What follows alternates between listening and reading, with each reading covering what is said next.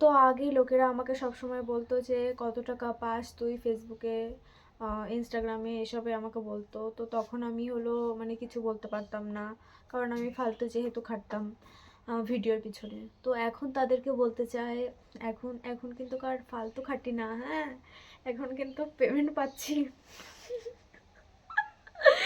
সে যাই হোক, সব তোমাদের জন্য।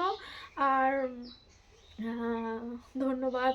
আমি কিন্তু মাটির মানুষ, আমার কিন্তু অ্যাটিটিউড নেই কোনো। তো তাও আমার আজকে বলতে ভালো লাগছে সবাইকে, হ্যাঁ, সবাই কীরকম করতো আমাকে, হ্যাঁ, মানে যেন আমি ফালতু, হ্যাঁ, এরকম ফালতু হলে ভিডিও করি এরকম কিছু বলতো, হ্যাঁ, যে কোনো টাকা পায় না, হ্যান ত্যান কত কিছু শুনতে হয় একটা মানে ক্রিয়েটার হতে গেলে আর কি।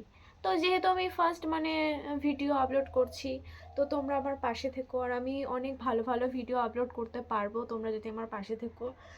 আর আমি দেখেছি সবাই আমাকে মানে নেগেটিভ কমেন্ট খুব কম করে, পজিটিভ কমেন্টই করে। কিন্তু একজন আমাকে, আমি যখন ফার্স্ট পেমেন্ট পেয়েছি তো আমি সেটা মানে ব্যাংকে গিয়ে টাকাটা তুলতে পারিনি, বিকজ আমার এক্সাম এতটা চাপ, আমি ভিডিওয়ে আপলোড করতে পারছি না। আর আমাদের বাড়িতে কয়েকদিন আগে আত্মীয় এসেছিলো অনেক, তো সে কারণে আমি হলো কিছুই করতে পারিনি। তো টাকাটা এখনও তুলতেও যেতে পারিনি আমি, হ্যাঁ, তো জাস্ট দেখেছি। তো যেদিন আমি টাকাটা তুলবো আমি ভাবছি প্রথমেই আমি ঠাকুরকে পুজো দেবো আর সবাইকে তো মিষ্টি খাওয়াবো। তো একটা ঠাকুমা আছে, তোমাদের একটা গল্প বলি।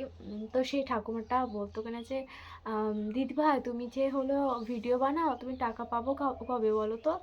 তো তো আমি সেদিন বলেছিলাম যে ঠাকুমা যেদিন টাকা পাবো প্রথম, তো সেদিন হলো তোমাকে বলবো, আর সেদিন ডাইরেক্ট মিষ্টি হলো খাইয়ে দিয়ে আসবো।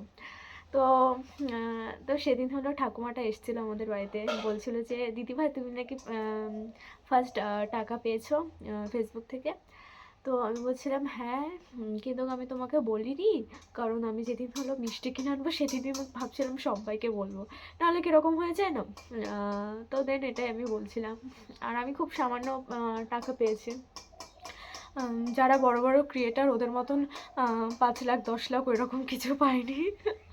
তো যতটুকু আমি পারি আর কি ততটুকুই পেয়েছি, আমার হাত খরচা হয়ে যাবে আমার মোটামুটি, আর এই মাসেরও হয়ে যাবে আর কি। তো ভালোই যাচ্ছে আমার দিনগুলো। তো তোমরা আমার পাশে থেকো, আর সবাইকে জানাচ্ছি হ্যাপি নিউ ইয়ার আবার।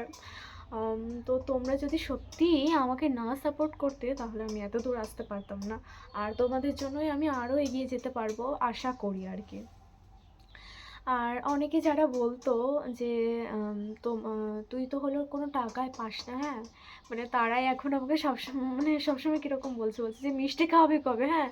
আর আমার অনেক বান্ধবী বন্ধুরাও আছে, তারা আমার ভিডিও আসলে মানে স্ক্রল করে করে চলে যেত আর কি, হ্যাঁ, আমার ভয়েসে একটু প্রবলেম হচ্ছে, যাই হোক, স্ক্রল করে চলে যেত। তো তারাই এখন আমাকে বলে যে কবে কি খাওয়াচ্ছিস, হ্যাঁ, মানে মানে আমার খারাপ সময়ে কেউ পাশে থাকে না, সত্যি বলছি, কারোর খারাপ সময়ে কেউ কিন্তু পাশে থাকে না।